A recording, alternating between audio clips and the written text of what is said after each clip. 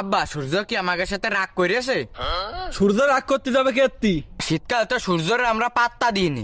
হ্যাঁ, আমার তো মনে হচ্ছে ও এখন প্রতিশোধ নিচ্ছে। তাহলে এখন আমরা কি করতে পারি?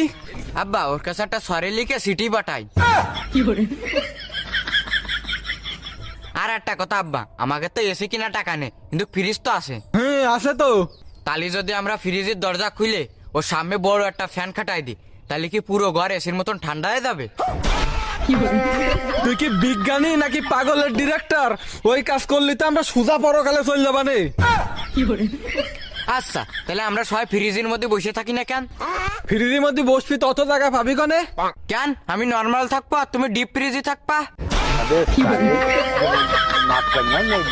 আব্বা সূর্যরে বাংলাদেশের ম্যাপ চিনিয়ে লক্ষিটা। মনি তুই কি চাস আমি তোর ওই টানা রোদের মধ্যে বেঁধে থিয়ে দি? না আব্বা আমি বাদ দিয়েছি। সূর্যর কি গরম লাগে না? লাগে। তাও ফ্যান খাটাই না। আব্বা আমার মাথায় একটা বুদ্ধি আইছে। কি বুদ্ধি? আমি বাড়ি দিয়ে ফ্যানের সাথে বরফ বাঁধিয়ে দেবো, তাহলে কি হবে? তাহলে আমাদের ঘরে শীতকাল চলে আসবে। শীতকাল আসবেন কিনা জানি নে, কিন্তু আমাদের বাড়ি একটা ডাক্তার আসবে না।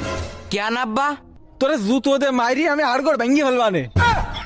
আব্বা তুমি যদি আমার জুতো দিয়ে বড় আড়গোড় ভেঙে ফেলে দাও, তাহলে কি আমার শরীরের তাপমাত্রা কমবে না?